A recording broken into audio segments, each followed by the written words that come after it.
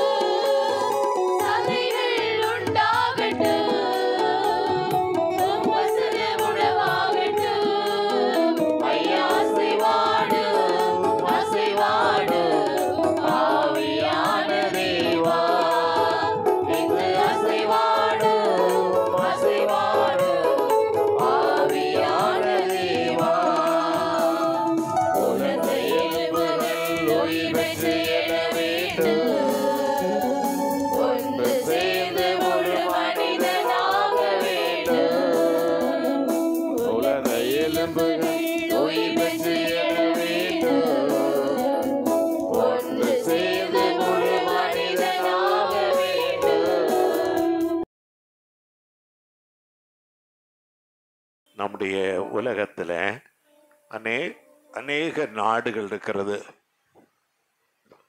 ஏறக்குறைய 400 நாடுகள் இருக்கிறது. அதில் முக்கியமான நாடுகள் கொஞ்சம் உண்டு. அமெரிக்கா, பிரிட்டன், இன்னும் பிரான்ஸ், ரஷ்யா, சீனா, இந்தியா போன்ற முக்கியமான நாடுகள் உண்டு. இதில் ஜப்பான் என்ற நாடு எல்லாரும் நன்றாய் தெரிந்த நாடு. இந்த ஜப்பான்காரர்கள் முன் நாட்களில் நன்றாய் செழித்து ஓங்கினார்கள். அவர்களை யாரும் அடக்க முடியாது. மற்ற எல்லாரையும் அடக்கி தான் ஆட்சி செய்ய வேண்டும் என்று துடித்தார்கள். அவர்கள் துடித்து உலகப் போரையே தொடங்கிவிட்டார்கள். இப்போ ஈரான் ஒரு சிறிய குட்டியோடு நாடு இருக்கு. அவன் உலகப் போரை தொடங்குறது துடிக்கிறான். உலகப் போரை எப்படியாவது தொடங்கிடணும் அப்படின்னு துடிக்கிறான். அதே போல அந்த ஜப்பான்காரர்கள் உலகப் போரை தொடங்குகிறதற்கு தொடங்கிட்டாங்க. அப்போ அவளை அடக்கவே முடியல. திடீர்னு இதை அடக்குகிறதற்காக 2 பாம்பு போட்டாங்க. இப்ப நீங்க பாம்பு போடுறது போல பாக்குறீங்க, சாதாரணமானது. அவர்கள் அப்ப போட்ட பாம்பு மிக பெருசு. அந்த பாம்பு விழுந்தா பல ஆண்டுகளுக்கு அந்த பகுதி சுற்று வட்டாரத்துல ஒரு புல் கூட முளைக்காது. அந்த அளவுக்கு அந்த மண், அந்த பகுதி கெட்டு போய்விடும். இதுல 2 பாம்பு போட்டார்கள். ஒன்று ஹிரோஷிமா, இன்னொன்று நாகசாக்கி. இந்த 2 இடத்திலையும் 2வது உலக போர்ல பாம்பு போட்டார்கள். அதோட அந்த போர் நின்று போயிடுச்சு.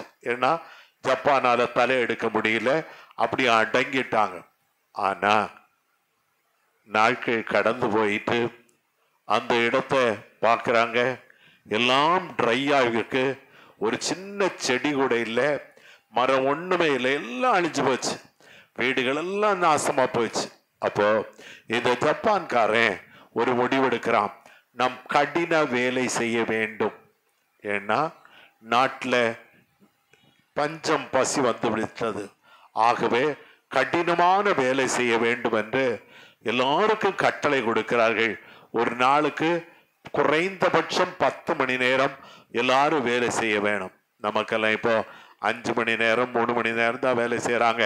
ஆனா அங்க 10 மணி நேரம் குறைந்தபட்சம் வேலை செய்ய வேண்டும் என்று கட்டளை பிறந்தது. அதனால எல்லாரும் அப்படி அதிகமாய் வேலை செய்ததுனால அவர்களுக்கு சாப்பிடுகிறதுக்கு சரியாய் உணவில்லை. குறைவாய் சாப்பிடுவார்கள், அதிகமாய் வேலை செய்வார்கள். எல்லாரும் ஸ்ட்ராங்கா மாறிட்டாங்க. அல்லேலூயா. எல்லாரும் ஸ்ட்ராங்கா மாறிட்டாங்க. குறைவாய் சாப்பிட்டு அதிகமாய் வேலை செய்ய எல்லாரும் திடகாத்திரமாய் மாறிவிட்டார்கள். சாவு எண்ணிக்கை குறைஞ்சு போச்சு. யாரும் சாக மாட்டேன்றாங்க. நோய்கள் வரமாட்டேங்குது. அப்படிப்பட்ட ஒரு சூழ்நிலை வந்தது.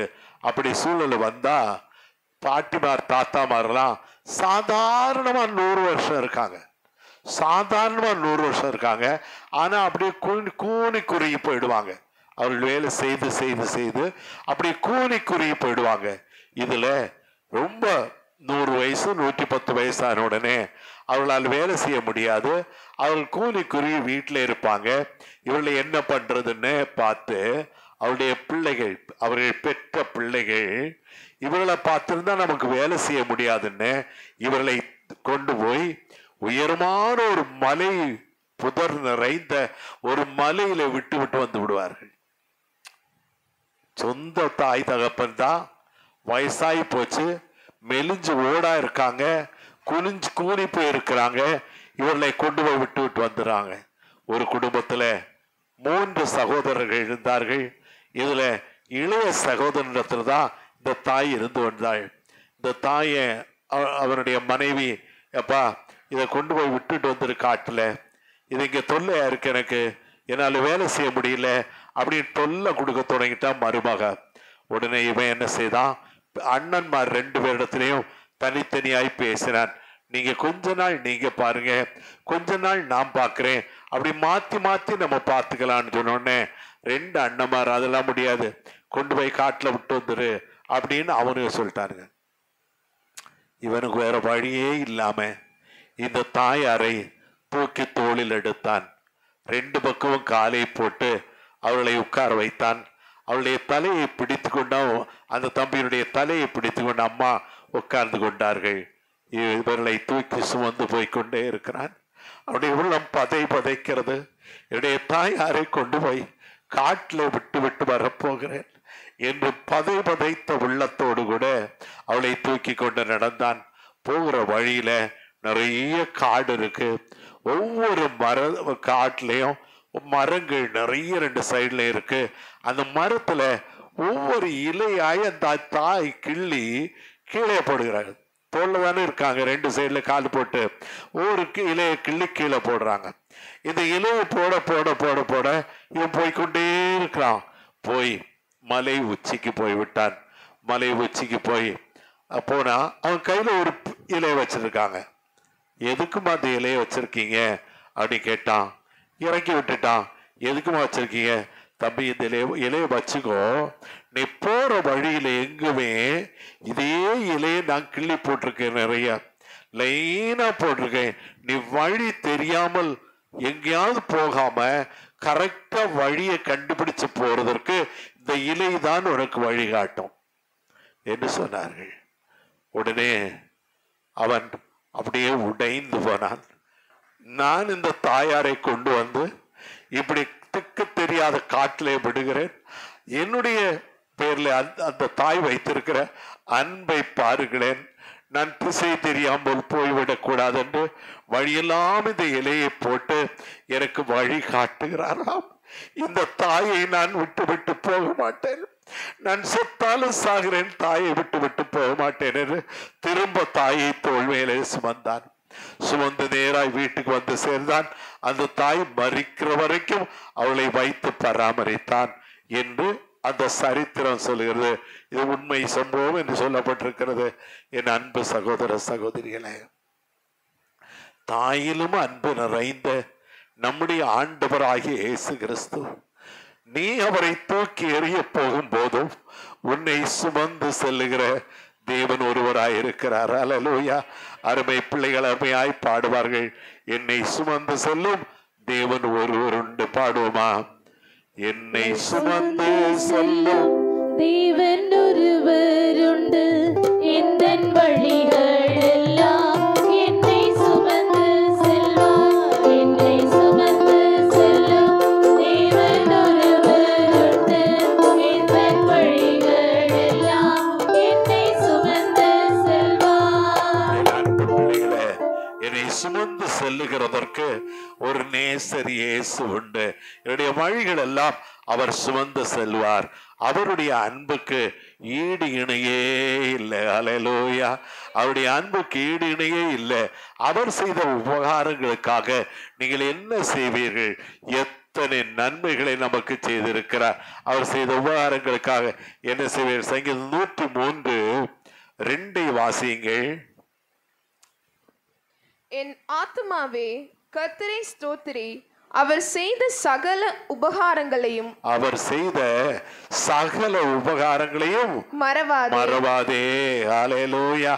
இப்ப யோசிச்சு பாருங்க, எத்தனை உபகாரங்களை, எத்தனை நன்மைகளை கர்த்தர் நமக்கு செய்திருக்கிறார். அவரை மறக்க முடியுமா? ஆண்டவரே, நான் மறப்பதில்லை அப்பா என்று சொல்லுங்கள். அப்படி சொல்லும் போது நீங்கள் திருப்பி அவர் என்ன செய்வாராம்? உடைய பாவங்கள் எல்லாவற்றையும் மன்னிப்பாராம். ஆண்டவர் உடைய பாவங்கள் எல்லாவற்றையும் மன்னிப்பார் என்று, முன் அக்கிரமங்கள் எல்லாவற்றையும் மன்னிப்பார் என்று 3ஆம் வசனம் சொல்லுது. வாசியுங்கள்.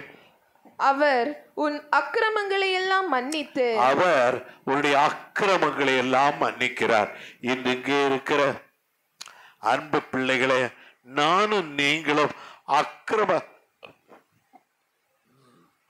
சிந்தை உடையவர்கள் தானா? நாம் அக்கிரமம் செய்திருக்கிறோமா? இப்பொழுது அக்கிரமம் செய்கிறோமா? நம்முடைய அக்கிரமங்களை மன்னிக்கிறதற்கு நம் நேசர் இல்லாது போனால் நம்முடைய அக்கிரமத்திலே நாம் அழிந்து போவோமே.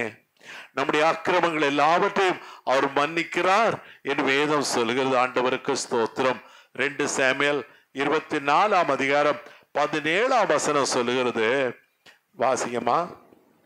ஜனத்தை உபாதிக்கிற தூதனை தாவீது கண்டபோது, இங்கே தாவீது ஜனத்தை அழிக்கிற உபாதிக்கிற தூதனை கண்டான். அப்படி கண்டபோது அவன் கர்த்தரை நோக்கி, இதோ நான் தான் பாவம் செய்தேன், ஆண்டவரே நான் தான் பாவம் செய்தேன், நான் தான் அக்கிரமம் பண்ணினேன், நான் தான் அக்கிரமம் பண்ணினேன், இந்த ஆடுகள் என்ன செய்தது, இந்த ஆடுகள் என்ன செய்தது என்று கதறினான். என் அன்பு பிள்ளைகளே, உண்மையாய் நானும் தாவீதை போல் இருந்தால் நான் என்ன செய்ய வேண்டும்? இந்த ஆடுகள் என்ன செய்தது? இந்த ஆடுகள் என்ன தவறு செய்தது? நான் தான் பாவம் செய்தேன், நான் தான் அக்கிரமம் செய்தேன் என்று உங்களுக்காக கதறுகிறதற்காய்த்தான் என்னை ஆண்டவர் வைத்திருக்கிறார். அதை நான் செய்யாது போனால் அது எனக்கு பாரமாய் மாறி போய்விடும். ஆகவே நான் உங்களுக்காய் கதறுகிறேன். அல்லேலூயா. உங்களுக்காய் அன்றாடம் கண்ணீர் வடிக்கிறேன் என்று இயேசுவின் நாமத்தில் உங்களுக்கு சொல்லிக் கொள்கிறேன்.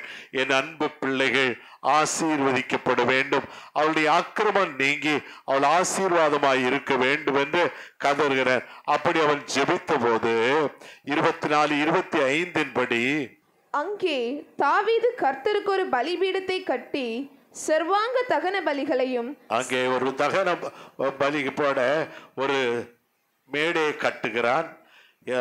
திரும்ப வாசிங்கம்மா.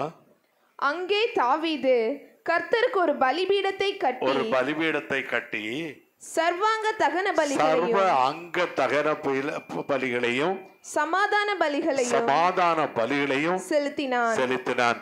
உடனே என்ன ஆச்சு? வாதை நின்று போயிட்டு. அல்லேலூயா. எல்லாரையும் கொல்லுகிறதற்கு, எருசலேமை அழிக்கிறதுக்கு வந்த வாதை நின்று போயிட்டு. இன்று என் அன்பு பிள்ளைகளே, உங்களுக்காக, உடைய குடும்பத்துக்காக, உடைய பிள்ளைகளுக்காக நீங்களும் அப்பப்பொழுது எப்போதும் சர்வ அங்க தகன பலிகளை செலுத்த வேண்டும். சர்வ அங்க தகன பலி என்றால் எல்லா அவயவங்களும் ஆண்டவருக்காய் படைக்க வேண்டும். ஒரு அவயவம் கூட அக்கிரமம் செய்கிற அவயவமாய் நமக்கு இருக்கக்கூடாது. எல்லா அவயவங்களும் என்றால் கண் முதல் கால் முதல் எல்லாம், தலை முதல் கால் வரைக்கும் எல்லா அவயவங்களும் ஆண்டவருக்கென்று பலி செலுத்தப்பட வேண்டும். வேதம் சொல்லுகிறது, உன்னுடைய கண் ஒன்று இடறல் உண்டாக்கினால் அதை பிடுங்கி எரிந்து போடு. நீ 2 கண்ணுடையவனாய் நரகத்துக்கு போகிறதை காட்டிலும் ஒற்றை கண்ணனாய் பரலோக ராஜ்யத்துக்கு வா. இதுதான் ஆண்டவருடைய கட்டளை. ஆகவே இன்று இங்கு இருக்கிற என் அன்பு பிள்ளைகளே, உங்களை வணக்கத்தோடு கேட்கிறேன், ஏதாவது அக்கிரமம் உங்களிடத்திலே உண்டா? அப்படி அக்கிரமம் இருந்தால் அந்த அக்கிரமம் போக நம்மை நாம் தகன பலியாக ஒப்பு கொடுப்போம். ஆண்டவருக்கு ஸ்தோத்திரம். 2 நாளாகவும் 6ஆம் அதிகாரம் 37ஆம் வசனத்துல சாலமன் என்ன சொல்லி ஜெபிக்கிறார், வாசிப்போம்.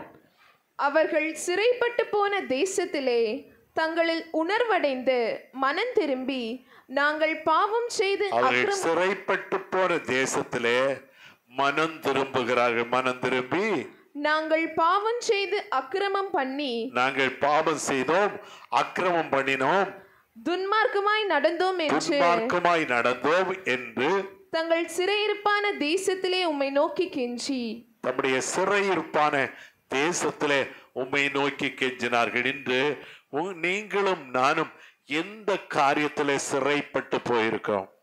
நம்மை பிசாசானவன் எந்த காரியத்திலே கட்டி வைத்திருக்கிறான்? அப்பொழுது நீங்களும் நானும் செய்ய வேண்டிய காரியம் என்ன? நாம், ஆண்டவரே நான் பாவம் செய்தேன், நான் அக்கிரமம் செய்தேன், என் அக்கிரமங்களை மன்னியும் என்று சொல்லி உணர்வடைந்து மனம் திரும்பும் போது, மனம் திரும்புகிற ஒரு பாவி நிமித்தம் பரலோக ராஜ்யத்திலே மிகுந்த சந்தோஷம் உண்டாயிருக்கும் என்று வேதம் சொல்கிறது. இங்க இருக்கிற தம்பி தங்கச்சிமார்ல என்னையும் சேர்த்து யார் யார் இன்று மனம் திரும்ப ஒப்பு கொடுக்கிறீர்கள்? ஆண்டவரே நான் மனம் திரும்பி ஒரு நிமிஷம் யோசித்து பாருங்கள். எந்த பாவம் நம்மிடத்தில் உண்டு? நம்முடைய பாவத்தின் நிமித்தமாய் குடும்பம் அலைக்கழிக்கப்படுகிறதா? என்னுடைய பாவத்தின் நிமித்தமாய் குடும்பத்தில் பாடுகள் நெருக்கங்கள் வருகிறதா? உங்களுடைய பாவத்தின் நிமித்தமாய் குடும்பத்தில் பாடுகள் நெருக்கங்கள் வருதா? நீ அறிக்கை செய்வாயானால், மொத்தமாய் அறிக்கை செய்து விட்டு விடுவாயானால், உணர்வடைந்து மனம் திரும்ப விட்டு விடுவாயானால் ஆண்டவர் எரேமியா 50:20 படி அக்கிரமத்தை பாவத்தை காணாதவர் போல இருப்பார். அல்லேலூயா. வாசியுங்கள். எரேமியா 50:20. அந்நாட்களிலும் அக்காலத்திலும் இஸ்ரவேலின் அக்கிரமம் தேடப்பட்டாலும் அது காணாதிருக்கும், அது காணப்படாது இருக்கும். அல்லேலூயா. உடைய அக்கிரமத்தை தேடி பார்த்தா பிசாசு தேடுவான். இவனுடைய இதுல என்ன அக்கிரமத்தை நம்ம காட்டுற ஆண்டவருக்கு. ஆண்டவர் இவனிடத்துல கோபமுள்ளவனாய் மாற, எரிச்சலுள்ளவராய் மாற, இவருக்கு முன்பாக என்ன அக்கிரமத்தை கொண்டு காட்டலாம் என்று முயற்சி எடுத்து தேடுவான். அது தேடினாலும் காணப்படாது இருக்கும் என்று வேதம் சொல்லுகிறது. ஏசாயா சங்கீதம் 66:18 படி அக்கிரம சிந்தை நம்மிடத்திலே இருக்குமானாலே ஆண்டவர் நமக்கு செவி கொடுக்க மாட்டாராம். எத்தனை பயங்கரமான வார்த்தை! அக்கிரம நினைவு, அக்கிரம சிந்தை நம்மிடத்தில் இருக்குமானால் நமக்கு அவர் செவி கொடுக்க மாட்டார். வாசியுங்கள். சங்கீதம் 66:18. என் இருதயத்தில் அக்கிரம சிந்தை கொண்டிருந்தேனானால், என் இருதயத்திலே அக்கிரம சிந்தை கொண்டிருந்தேனானால் ஆண்டவர் எனக்கு செவி கொடார். ஆண்டவரே, நீர் எனக்கு செவி கொடுக்க மாட்டீர். அவருடைய செவியை மறைத்து கொள்ளுவார். அவருடைய செவியிலே விழாது. நம்முடைய ஜெபம் கேட்கவே கேட்காது. நம்முடைய ஜெபம் தேவ சமூகத்திலே போய் எட்டவே எட்டாது. அப்பா, நான் என்னுடைய அக்கிரமங்கள் எல்லாவற்றையும் அறிக்கை செய்கிறேன்னு சொல்லும் போது ஆண்டவர் அதிசயம் செய்வார். சில ஆண்டுகளுக்கு முன்னே எனக்கு நன்றாய் பரிச்சயமான ஒரு குடும்பத்தார் இருந்தார்கள். அந்த குடும்பத்தில் அந்த பெண் பிள்ளை ஒரு தவறான காரியத்தில் அவளுக்கு தனக்கு கணவனை செலக்ட் பண்ணி எடுத்தாள். என்ன எப்படி செலக்ட் பண்ணா, நல்ல வாட்டச்சாட்டமா இருக்கணும், வர்ற புருஷன் அழகா இருக்கணும். நம்ம பிள்ளைகள் எப்படின்னு தெரியல எனக்கு. அழகா இருக்கணும், வாட்டச்சாட்டமா இருக்கணும். அப்படி ஒரு புருஷன் எனக்கு கிடைக்கணும்னு ஆண்டவரத்துல ஜெபம் பண்ணா. ஆண்டவரத்துல ஜெபம் பண்ணா அவ என்ன பண்ணா, இந்த அடையார் பக்கத்துல ஒரு சிஎஸ்ஐ சபை இருக்கு, ரவுண்ட் சர்ச்னு சொல்லுவாங்க. அந்த சர்ச்சுக்கு முன்னாடி ஒரு பஸ் ஸ்டாப் இருக்கு. அந்த பஸ் ஸ்டாப்பில் வந்து நிக்கிறா வேலைக்கு போறதுக்கு. அப்ப அங்க ஒருத்தன் வந்து நிக்கிறான், நல்ல வாட்டச்சாட்டம், நல்ல அழகு. ஹாய் அப்படின்னா முடிஞ்சு வச்சு. என்ன சொன்னா? ஹாய், அவ்வளவுதான். அவன் உன்னை ஹாய்னா உடனே கையில ஒரு பேப்பர்ல எழுதி அவ கையில கொடுத்தா, என்னை பார்க்கணும்னா தாஜ் கொரோமண்டல் ஹோட்டலுக்கு வா அப்படின்னு சொன்னான். அங்க என்னமா இருக்கிறீங்க? அங்க நான் மேனேஜரா இருக்கேன் அப்படின்னு சொன்னான். தாஜ் கொரோமண்டல் தான் அப்ப சென்னையிலே பெரிய ஹோட்டல், அதுல நான் மேனேஜரா இருக்கேன் அப்படின்னு சொல்லி கொடுத்துட்டான். வாங்குனா, ஐயோ இவளுக்கு கை கால் புரியல, நமக்கு கிடைச்சது தாஜ் கொரோமண்டல் ஹோட்டல்ல மேனேஜர் கிடைச்சிட்டான்னு அவன் சொன்ன நாளில் நேரா அங்க போறான். அங்க போனா இவன் ரிசீவ் பண்றான், கொண்டு வந்து உட்கார வைக்கிறான். அவனுக்கு சர்வ் பண்றாங்க, எல்லாம் சாப்பாடெல்லாம் சர்வ் பண்ண. மேனேஜர் சார் வணக்கம் சார், மேனேஜர் சார் வணக்கம் சார், எல்லா பையலும் சலா அடிக்கிறான். எல்லா பையலும் சலா அடிக்கிறேன். சாப்பிட்றதுக்கே இறங்க மாட்டேங்குது. அப்படி சந்தோஷம், என்ன மேனேஜர் சார் கிடைச்சிட்டாரு அப்படின்னு சந்தோஷம். கோட்டுக்கிட்ட எல்லாம் சூப்பரா போட்டிருக்கிறான். சந்தோஷம். என்னாச்சு? முடிஞ்சு கல்யாணத்துக்கு எல்லாம் முடிவாயிடுச்சு, கல்யாணம் பண்ணியாச்சு. பிறகுதான் தெரியும் அங்க மேனேஜர் இல்ல, அங்க சப்ளையர். அல்லேலூயா சொல்லுங்களேன் அம்மா. அங்க சாப்பாடு சப்ளை பண்ற சப்ளையர் நல்லா தெரியவனே. அவன் பேர் ராஜ்குமார். இந்த ராஜ்குமார் இப்படி இது மட்டும் இல்ல, நிறைய ஆட்டம் போட்டாம, நிறைய ஆட்டம் போட்டான். தங்கம் கடத்தினா என்னென்ன பண்ணான்னு கேள்விப்பட்டேன். கடைசியா ராஜரத்ன ஸ்டேடியத்துல, எக்மோர்ல இருக்கிற ராஜரத்ன ஸ்டேடியத்துல கிரிக்கெட் ஆடிக்கொண்டிருந்தான். பயங்கர கிரிக்கெட் பிளேயர். அவன் கிரிக்கெட் ஆடிக்கொண்டிருக்கும் போது மத்தியானத்துல வந்த அந்த சன் ஸ்ட்ரோக் அவன் மேல் விழுந்தது. அந்த சன் ஸ்ட்ரோக் விழுந்ததுல கை கால் விழுந்து அங்கே விழுந்துட்டான். அவனை தூக்கி கொண்டு போய் இந்த பெரிய ஹாஸ்பிட்டல் இருக்கிற என்ன ஹாஸ்பிட்டல் அது, அப்பல்லோ ஹாஸ்பிட்டல், அப்பல்லோ ஹாஸ்பிட்டல் தண்டையார்பேட்டில் சேர்த்திருந்தாங்க. தண்டையார்பேட்டில் இல்லை, தேனாம்பேட்டில் சேர்த்திருந்தாங்க. நானும் போனேன். நானும் போய் அந்த தம்பிக்காக ஜெபித்தேன். ஜீசஸ். ஆக நானும் போய் ஜெபிக்க போனேன். ஆனா டாக்டர் சொன்ன உள்ள அனுப்ப மாட்டேன்னு சொல்லிட்டாங்க. அந்த பிள்ளை டாக்டர்ஸ் கெஞ்சிரா, ஒன்றும் பேச மாட்டார், அவரை பார்த்துட்டு வந்துடுவார்னு சொல்லிட்டா. நான் உள்ள போனேன். உள்ள போனா அவங்க பேசக்கூடாது, அப்படிப்பட்ட அந்த ரூம் பயங்கர பந்தா ரூம். அந்த ரூம் உள்ள போனேன். அவனை இயேசுவின் நாமத்தை தொட்டுட்டு நான் வெளியே வந்துட்டேன். வெளியே வந்து அந்த பிள்ளைகிட்ட சொன்னேன், உன் புருஷன் சாக மாட்டான், பிழைச்சிக்கிட்டான் அப்படின்னு சொல்லிட்டு வந்தாச்சு. ஆண்டவர் மகிமைப்படுவாராக. சில நாட்களில் எழுந்து நடக்க தொடங்கி, காலை விளங்காது எழுந்து நடக்க தொடங்கிட்டான். இங்கே கடைசி ரோல வந்து உட்கார்ந்தான். அல்லேலூயா. கடைசி ரோல வந்து உட்கார்ந்தான். அன்னைக்கு அருமையாய் நடக்க தொடங்கினான். அல்லேலூயா. அன்னைக்கு அருமையாய் நடக்க தொடங்கினான். அதன் பிறகு அதோடுங்க இருந்தானா இல்லை. அதன் பிறகும் இது எல்லா சிலுமிசையும் அவன் செஞ்சான். திடீர்னு அகால மரணம் அடைந்தான்.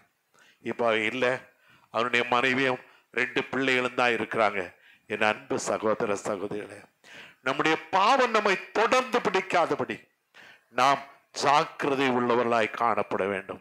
இங்க இருக்கிறதுல யார் யார் என் பாவம் இரத்தாம்பர சிவப்பாய் இருந்தாலும் அதை கர்த்தர் பஞ்சை போல் மாற்ற வல்லமை உள்ளவராய் இருக்கிறார் என்று விசுவாசிக்கிறவர்கள் கைகளை உயர்த்தி அல்லேலூயா சொல்லுங்களேன். அல்லேலூயா. என்னுடைய பாவம் இரத்தாம்பர சிவப்பா இருந்தாலும் அதை பஞ்சை போல் மாற்றுகிறதுக்கு வல்லமை உள்ள கர்த்தர் என்னோடு கூட இருக்கிறார். ஆண்டவருக்கு ஸ்தோத்திரம். சங்கீதம் 103:3 மீண்டுமாய் வாசியுங்கள். அவர் உன் அக்கிரமங்களை எல்லாம் மன்னித்து, அவர் உன் அக்கிரமங்களை எல்லாம் மன்னித்து, உன் நோய்களை எல்லாம் குணமாக்கி, நோய்களை எல்லாத்தையும் குணமாக்குவாராம். அல்லேலூயா. உன்னுடைய நோய்கள் எல்லாவற்றையும், அதுல குறை 1-2 சொல்லல, உன் நோய்கள் எல்லாவற்றையும் குணமாக்குவார். ஆண்டவருக்கு ஸ்தோத்திரம். ஒருவேளை நீங்க திருப்பி கேட்பீங்க, உங்க நோயெல்லாம் சுகமாயிடுச்சா அப்படின்னு கேட்பீங்க. என் நோயெல்லாம் இன்னும் சுகமாகல. நான் ஆண்டவரிடத்துல 2-3 தடவை அதிகமாய் ஜெபித்தேன். ஆண்டவரே, இந்த நோயிலிருந்து எனக்கு ஒரு விடுதலை தாரும் என்று ஜெபித்தேன். ஆண்டவர் எனக்கு கொடுத்த வார்த்தை, என் கிருபை உனக்கு போதும். அல்லேலூயா. என் கிருபை உனக்கு போதும். உன்னுடைய பலவீனத்திலே என்னுடைய பலன் பூர்ணமாய் விளங்கும். அதுல இருந்து நான் ஆண்டவரிடத்துல ஜெபிக்கிறதே இல்லை. அந்த காரியத்துக்காக ஆண்டவரை குணமாக்கினார், நான் கர்த்தருக்கு நன்றியாயிருப்பேன். இல்லை என்றாலும் கர்த்தருக்கு நன்றி உள்ளவனாய் காணப்படுவேன். ஆண்டவருக்கு ஸ்தோத்திரம். உபாகமம் 7:15 வேதம் சொல்லுகிறது, வாசியமா. கர்த்தர் சகல நோய்களையும் உன்னை விட்டு விலக்குவார். உனக்கு தெரிந்திருக்கிற எகிப்தியரின் கொடிய ரோகங்களில் ஒன்றும் உன்மேல் வரப்பண்ணாமல், உனக்கு வரப்பண்ணாமல், உன்னை பகைக்கிற யாவர் மேலும் அவைகளை வரப்பண்ணுவார். அல்லேலூயா. என் அன்பு பிள்ளைகளே, கொடிய ரோகங்கள் ஒன்றும் நமக்கு வராது. அல்லேலூயா. யார் யார் விசுவாசிக்கிறீங்க? நான் விசுவாசிக்கிறேன் ஆண்டவரே. ஆண்டவரிடத்துல சொல்லுங்க. ஆண்டவருக்கு கோடி ஸ்தோத்திரம். மத்தேயு 9:35 அதே கர்த்தர் நமக்கு சொல்லுகிறார். வாசிங்க. மத்தேயு 9:35. பின்பு இயேசு சகல பட்டணங்களையும் கிராமங்களையும் சுற்றி நடந்து ஜெப ஆலயங்களில் உபதேசித்து, ஜெப ஆலயங்களிலே சர்ச்சுகளிலே பிரசங்கம் பண்ணி, ராஜ்யத்தின் சுவிசேஷத்தை பிரசங்கித்து, ஜனங்களுக்கு உண்டாயிருந்த சகல வியாதிகளையும் சகல நோய்களையும் நீக்கிறார். என் அன்பு சகோதர சகோதரே, இந்த கர்த்தருடைய ஆவியானவர் நம்மிடம் அசைவாடுவாரானால் நம்முடைய சகல நோய்களையும் அவர் மாற்றி தருவார். யோவான் 5ஆம் அதிகாரத்தில் 5, 6, 14 ஆகிய வசனங்களை வாசித்தால், பெதஸ்தா குளத்தண்டையில ஒரு 38 வருஷமாய் திமிர்வாதமாய் இருந்த ஒரு மனுஷன் இருந்தான். அந்த மனுஷனை ஆண்டவர் தம்முடைய வார்த்தையினாலே சுகப்படுத்தினார். அவரை எழுந்தவன் படுக்கை எடுத்துக்கொண்டு நடந்து போ என்று சொன்னார். அவன் நடந்து போனான். அடுத்து 14ஆம் வசனத்தை வாசியம்மா. அதற்கு பின்பு இயேசு அவனை தேவாலயத்திலே கண்டு, அவன் எங்க போயிருக்கான் பாருங்க, கர்த்தருடைய ஆலயத்திலே கண்டு, இதோ நீ நீ சொஸ்தமானாய். அதிக கேடானதொன்றையும் உனக்கு வராதபடி அதிக கேடானது ஒன்றும் உனக்கு வராதபடி இனி பாவம் செய்யாதே இனி என்றார். பாவம் செய்யாதே. ஹல்லேலூயா. அதிக கேடானது ஒன்றும் வராதபடி இனி பாவம் செய்யாதே என்று சொன்னார். சில ஆண்டுகளுக்கு முன்னே எனக்கு கேரளாவிலிருந்து ஒரு ஃபோன் கால் வந்தது. அந்த ஃபோன் காலில் ஒரு தம்பி மலையாளத்தில் பேசினான். எனக்கு மலையாளம் கொஞ்சம் கொஞ்சம் புரியும். ஆக அதற்கு நான் பதில் மலையாளத்திலே பேசி கொண்டிருந்தேன். அவன் என்ன சொன்னான், நான் மரிக்கான் வேண்டி எனக்காக பிரார்த்திக்குவா. என்னது, நான் சாகிறதற்கு எனக்காக ஜெபம் பண்ணுங்க. ஏன்பா தம்பி, நீ சாகிறதற்கு ஜெபம் பண்ண ஆண்டவர் என்ன ஊழியக்காரனா வச்சிருக்காரு? எல்லாரும் അങ്ങനെ തന്നെ പറയുന്നുണ്ട്. എന്നാൽ നിങ്ങൾ ഇത് ചെയ്യണമെന്നാ எல்லாரும் அப்படிதான் சொல்றாங்க.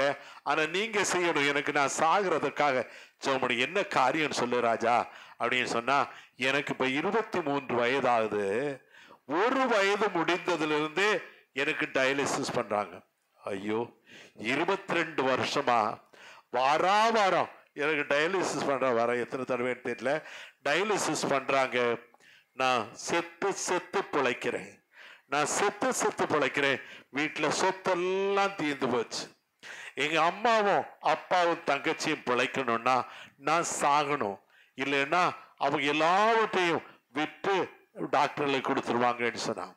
அப்போ நான் உனக்காக ஜெபம் பண்றேன் தம்பின்னு சொல்லி அவனுக்காக ஜெபம் பண்ணேன். ஜெபம் பண்ணிட்டு சொன்னேன், கர்த்தர் உன்னை சுகமாக்குகிறார். அல்லேலூயா. கர்த்தர் உன்னை சுகமாக்குகிறார். என்னால் நோக்காம். அவன் சொன்னது விசுவாசம் இல்லை அப்படின்னா பார்க்கலாம் அப்படின்னு சொல்லிட்டான். ஆனா அடுத்த ஒரு சில நாட்களில் நோய் மிக அதிகமா போச்சு. தூக்கி கொண்டு போய் கோழிக்கோடு என்று சொல்லுகிற இடத்துல ஒரு பெரிய ஹாஸ்பிட்டல், அங்கதான் அவனை அட்மிட் பண்ணுவாங்க. அந்த ஹாஸ்பிட்டல கொண்டு போய் அட்மிட் பண்ணாங்க. இவரை 8வது மாடியில கொண்டு போய் அட்மிட் பண்ணியிருந்தாங்கன்னு அவன் சொல்ல தெரியும் எனக்கு. 8வது மாடியில் அட்மிட் பண்ணியிருக்கு. அவனுக்கு ட்ரிப்ஸ் போகுது, அவனுக்கு எல்லா இதுவும் ஆக்சிஜன் போகுது, உயிர் தப்புறதுக்காக போட்டு வச்சிருக்கிறாங்க. ஆனா அவன் அங்கிருந்து ജപിക്ക തുടങ്ങണം. ദൈവമേ, ആ രാജ്മനോ എന്ന് പറയുന്ന ആ അച്ഛൻ நீ பிழைத்து கொள்வாய் என்று சொன்னார். நீ பிழைத்தாய் என்று சொன்னார். நான் இங்கே சாகிறேன் ஆண்டவரே, நான் என்ன செய்யணும்? திடீர்னு நினைத்தான். அவர் சொன்னார், நான் பிழைத்துக் கொள்வேன் என்று எழுந்தான். அவனுடைய ஆக்சிஜன் எல்லாத்தையும் கட் பண்ணான், ட்ரிப்ஸ் எல்லாத்தையும் கட் பண்ணான். எல்லாம் தெரியும், 22 வருஷமா பாக்குறானே. கட் பண்ணிட்டு படிக்கட்டு 8 மாடியும் படிக்கட்டுல இறங்கி வந்தான். கை தட்டக்கூடாதா? இறங்கி வந்து கேன்டீன்ல போய் நல்ல சிக்கன் பிரியாணி தின்னான். அல்லேலூயா. எங்களுக்கு யாருக்கு பிடிக்கும்னு தெரியல, அவனுக்கு சிக்கன் பிரியாணி பிடிக்கும். நல்லா தின்னுட்டு வெளியே வரும்போது சீஃப் அங்க வராரு. சீஃபுக்கு வேணா நல்லா தெரியும். எந்த பிரசன்ட் நீ ഇവിടെ നിൽക്കുന്നു എന്ന് കേട്ടാ, ദൈവം എന്നെ സുഖമാക്കി. அல்லேலூயா. என்னை கர்த்தர் சுகமாக்கினார். ஆகவே நான் இங்க நிக்கிறேன். എന്താടാ കളി പറയുന്നോ? എന്നെ ചെക്ക് ചെയ്ത് നോക്ക്. கூட்டு போய் செக் பண்ணினா எந்த நோயும் இல்லை. அல்லேலூயா. எந்த நோயும் இல்லை. அவன் இங்கு வந்திருந்தான், நம்முடைய சர்ச்சுக்கு வந்து சாட்சி சொன்னான். அவனுக்கு ஒரு பிள்ளைய நான் சொன்ன பிறகுதான் அவனை கல்யாணம் பண்ணி விட்டாங்க. பொண்ணு பயங்கர அழகா இருப்பா. அந்த பொண்ணு என்கிட்ட கெஞ்சரா, எனக்கு നിങ്ങൾക്ക് பிரசாந்தனை ஒன்று ஏற்படுத்தி தரணும். அல்லேலூயா. இந்த பொண்ணுகளுக்கு வேற வேலையே இல்லை. நான் ஊழியத்துக்கு போயிருக்கேங்க. அங்கேருந்து இவ கெஞ்சரா. உடனே அவங்க அம்மா அப்பாவை கேட்டேன். ஓகே, நீங்கள் பறஞ்சால் கொடுക്കാം, நீங்க சொன்னா கொடுக்கலாம், கொடுங்க. பிரசாந்த் சுகமாயிட்டான், கொடுங்கன்னு சொன்னா கொடுத்துட்டாங்க. 2 பிள்ளைகள் பிறந்தார்கள். இப்போ கோயம்புத்தூர்ல மிக சிறப்பான ஊழியத்தை செய்கிறான். கைகளை தட்டக்கூடாதா? அமெரிக்காவில் போய் ஊழியத்தை செய்துட்டு வந்தான், இங்கிலாந்துல போய் ஊழியத்தை செய்துட்டு வந்தான். நல்ல சுகமாய் இருக்கிறார். ஒரு 20 வருஷம் இருக்கும்னு நினைக்கிறேன். அவன் சுகமாகி இந்த 20 வருஷமா அந்த நோயினுடைய வாடையே இல்லை. ஆண்டவர் அவனை பரிபூர்ணமாய் சுகமாக்க. காரணம் என்ன? அவன் அதன் பிறகு ஒரு பாவமும் செய்ய அனுமதி இல்லை அவனிடத்துல. அல்லேலூயா. அநேக சகோதரர்களை கர்த்தருக்குள்ளே கொண்டு வந்தான். அவன் செய்த ஒரு முக்கியமான காரியத்தை சொல்றேன் நான். அங்கே பாலக்கோடு என்ற பாலக்காடு என்று சொல்ற இடத்துல ஒரு பெரிய காம்பவுண்ட் இருந்தது. அந்த காம்பவுண்ட்ல அது தொல்பொருள் ஆராய்ச்சி கழகத்தாருடைய ஏரியா. தொல்பொருள் ஆட்சி பழைய காலத்து பொருட்கள் எல்லாம் அங்கே இருக்கும். அப்படி பில்டிங்ஸ் இருக்கும். அதெல்லாம் பாதுகாக்கணும். அங்க நம்ம பக்திமான்கள் இருக்கானே, ஒரு சிலையை கொண்டு நட்டானுங்க. ஒரு பெரிய சிலையை கொண்டு நட்டானுங்க. அதுக்கு கூட்டம் அலமோதிச்சு. கூட்டம் வந்து சுத்தி சுத்தி வருது. அடப்பாவி, இப்படி வர்றாங்களேன்னு இவன் ஃப்ரெண்ட்ஸை கூட்டு போய் நேரா இவனும் கூட சேர்ந்து சுத்துறான். அல்லேலூயா. இவன் கூட சேர்ந்து எதுக்கு சுத்துறான்? அதை சபித்து சுத்தினான். திடீர்னு அங்க கலெக்டர் ஆர்டர் போட்டார். அது அந்த காம்பவுண்டுக்குள்ள இப்படி எதுவுமே இருக்கக்கூடாது, எடுத்துருங்க. எடுத்துட்டானுங்க. ஆனா எடுத்து எங்க கொண்டு வச்சான்? பெரிய ஒரு ஜங்ஷன், நிறைய ரோடு வருகிற ஒரு பெரிய ஜங்ஷன்ல ஒரு பெரிய சின்ன இது இருந்தது. அதுல கொண்டு போய் தோண்டி காங்கிரீட் பண்ணி அங்க புதைச்சு உயரமா அங்க வச்சுட்டான். நடு ரோட்ல வச்சா அங்க கூட்டம் அலமோதுது. இவன் நேரா கலெக்டர் எடுத்து போறான். கலெக்டர், என்ன கலெக்டர் இது, நடு ரோட்ல கொண்டு வச்சிருக்காங்க, அது எல்லாம் டிராபிக் எல்லாம் இடைஞ்சல் ஆகுதுன்னு சொன்னான். கலெக்டர், என்ன கொண்டு ஒண்ணு செய்ய முடியாது தம்பின்னு சொல்லிட்டாரு. அவருக்கு எடுக்கணும் ஆசைதான், எடுக்க முடியாது. ஆனா ஒரு ட்ரெய்லர், ஒரு இந்த 32 வீல் உள்ள ட்ரெய்லர் இருக்குல்ல, பெரிய லாரி, நீள லாரி, ஒரு லாரி வந்தது. அதுல பெரிய சுமை கொண்டு வந்தாங்க. அந்த சுமை அந்த இடத்துல எவ்வளவு அது திருப்பும் போது சாஞ்சு இந்த சிலை மேல வந்து சிலை துண்டு உடைஞ்சு வச்சு. கை தட்ட மாட்டேன்றீங்களாமா? அல்லேலூயா. இவன் அங்க சுத்த தொடங்கினான். அது உடையுமா உடையாதா? உடைஞ்சு போச்சு. உடனே அந்த கலெக்டர் அதை எடுத்து ஒரு ரூமுக்குள்ள போட்டு பூட்டி அதுக்கு சீல் வச்சிடறாரு. எவனும் தொடக்கூடாது. அல்லேலூயா. இப்போ அது கடவுள் வந்து சீலுக்குள்ளே உட்கார்ந்து இருக்கிறார். சரியா? அவர் எழுப்பி வெளியே வரமாட்டேங்கிறாரு. என் அன்பு பிள்ளைகளே, உங்கள் ஜெபம் கேட்கப்படும். அல்லேலூயா. நாம் பாவத்திலிருந்து விடுதலை ஆகி பரிசுத்தத்தின் மேல் பரிசுத்தம் அடைந்து கர்த்தருக்காய் நிற்கும் போது கர்த்தர் விக்கிரகங்களை அதமாக்குவார். யார் யார் விசுவாசிக்கிறீங்க? கை தட்ட மாட்டேன்றீங்களே. அல்லேலூயா. விசுவாசிக்கிறேன் ஆண்டவரே. விசுவாசியே நீ பதறாதே, விசுவாசியே நீ கலங்காதே, விசுவாசியே நீ பதறாதே, விசுவாசியே நீ கலங்காதே, விசுவாசத்தால் நீதிமான் என்றுமே பிழைப்பான். அன்பு பிள்ளைகளே, விசுவாசத்தினாலே நீதிமான் பிழைத்துக் கொள்வார். நீங்கள் எல்லாரும் நீதிமான்கள். நீங்கள் எல்லாரும் விசுவாச பிள்ளைகள். ஆண்டவருக்கு கோடி ஸ்தோத்திரம். அடுத்த சங்கீதம் 103:4 சொல்லுகிறது, உன் பிராணனை அழிவுக்கு விலைக்கு மீட்டு. பிராணன்னா ஜீவன், பிராணன்னா ஜீவன். ஒரு ஜீவனை அழிவுக்கு விலைக்கு மீட்பாராம் ஆண்டவர். ஒரு விசை இந்த சவுல் இருக்காரே, அவர் ராஜா, அவர் தாவீதை துரத்துகிறார். 1 சாமுவேல் 19 இருக்கிறது. தாவீது உடனே பயந்து ஓடி போய் சாமுவேல்கிட்ட சேர்ந்துட்டார். தீர்க்கதரிசியான இடத்துல சேர்ந்துட்டார். உடனே ஒரு பெரிய பட்டாளத்தை அனுப்புறாரு இந்த சவுல் ராஜா. அந்த பட்டாளம் யாரை பிடிக்க வருது? தாவீதை பிடிக்க வருது. தாவீதை பிடிக்க வந்தா இந்த சாமுவேல் இடத்துலதான் தாவீது இருக்கான்னு கேள்விப்படுறேன். அங்க வந்தா சாமுவேலுக்கு பக்கத்துல வந்த உடனே எல்லாரும் தீர்க்கதரிசனம் சொல்றான். பட்டாளம் தீர்க்கதரிசனம் சொல்றான். சொல்லி அவங்களோட சேர்த்துக்கிட்டாங்க. அடுத்து இன்னொரு பட்டாளத்தை அனுப்புறாரு. அந்த பட்டாளம் வந்தது. அவன் சாமுவேலுக்கு பக்கத்துல வந்து அவனுக்கு தீர்க்கதரிசனம் சொல்லி அவனுக்கு சாமுவேலோட சேர்ந்துட்டான். அடுத்து சவுலே வந்தாரு, ராஜாவே வந்தார். அவர் பிடிக்க வந்தா சாமுவேலுக்கு பக்கத்துல வரும்போது அவனும் தீர்க்கதரிசனம் சொல்லி சாமுவேலோட சேர்ந்து கண்டான். என் அன்பு பிள்ளைகளே, உனக்கு எதிராக உருவாக்கப்படுகிறோம் எந்த ஆயுதமும் வாய்க்காதே போகும். உன்னோடு மனம் பொருந்து சேர்ந்து கொள்வார்கள் என்று இயேசுவின் நாமத்தில் அறிவிக்கிறேன். ஏசு 54:17 சொல்லுது, உனக்கு எதிராக எழும்புற எந்த ஆயுதமும் வாய்க்காதே போகும். சங்கீதம் 103:4 சொல்லுது, உன்னை கிருபையினாலும் இரக்கங்களாலும் முடிசூட்டுவார், நன்மையினால் உன் வாயை திருப்தி ஆக்குவார். என்ன ஆச்சரியமான வார்த்தை, என்ன ஆச்சரியமான வார்த்தை. உன்னை கிருபையினாலும் இரக்கங்களால் முடிசூட்டுவார். சங்கீதம் 8:5 சொல்லுது, மகிமையினாலும் கனத்தினாலும் உன்னை முடிசூட்டுகிறார். உனக்கு மகிமே இல்லை, உனக்கு கனமே இல்லை, மரியாதையே இல்லைன்னு சொல்ற, ஆனா கர்த்தர் உன்னை முடிசூட்டுகிறார். ஆண்டவர் ஸ்தோத்திரம். எபிரேயர் 2:7 தேவதூதர்களும் கொஞ்சம்தான் நம்ம ஆண்டவர் குறை சின்னவனாக்கி இருக்காராம். அல்லேலூயா. தேவதூதர்கள் ஆண்டவரை துதிக்கிறவர்கள், நாமும் கர்த்தரை துதிப்போம். அல்லேலூயா, அல்லேலூயா. அருமையான ஒரு பாடலை பாடி ஜெபிப்போம். என்னை பலப்படுத்தும் இயேசு கிறிஸ்துவால்,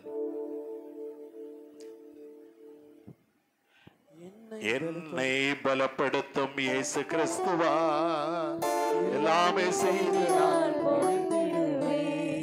என்னை பலப்படுத்தும் இயேசு கிறிஸ்துவால் எல்லாமே செய்து நான் முடித்திடுவேன். ஹல்லேலூயா. என்னை பலப்படுத்துகிற இயேசு. யார் கையை தூக்கி காட்டுவீங்க? என்னை பலப்படுத்துகிற இயேசு. எல்லாம் செய்ய எனக்கு பலன் உண்டு. உடைய குடும்பத்தை ரட்சிப்புகளை நடத்த உங்களுக்கு பலன் உண்டு. ஆண்டவர் உங்களை அழைத்து இருக்கிற தேவன். அவருக்கு உங்களுடைய இதயத்தை கொடுங்க. நன்மையினால் உன் வாயை திருப்தி ஆக்குவார். கழுகுக்கு சமானமாய் உன் வயது திரும்ப வாழ பெய்து போல் ஆகும். அப்படியே கண்களை மூடுவோமே. ராஜா, நீ செய்த நன்மைகள் ஏராளம் ஆண்டவரே. தேவரீர் எங்கள் பாவங்களை மன்னித்து எங்கள் நோய்களை குணமாக்கி எங்களின் பிராமணனை அழிவுக்கு விலக்கி மீட்டு கிருபையினாலும் இரக்கங்களினாலும் எங்களை முடிசூட்டி நன்மையினால் என் வாயை திருப்தியாக்குகிறேன். கழுகுக்கு சமானமாய் என்னுடைய வயது திரும்ப வாழ வயது போல் ஆகிறதற்காய் கோடாகோடி ஸ்தோத்திரம். எங்கள் அருமை பிள்ளைகளை ஆசீர்வதிங்க. கர்த்தருடைய அன்புள்ள கரம் நீட்டப்படட்டும். ஒவ்வொருவரும் ஆசீர்வதிக்கப்படட்டும். இயேசுவின் நாமத்தில் பிதாவே, ஆமென், ஆமென். உங்களுக்கு இந்த ப்ரோக்ராம் பிடிச்சிச்சா?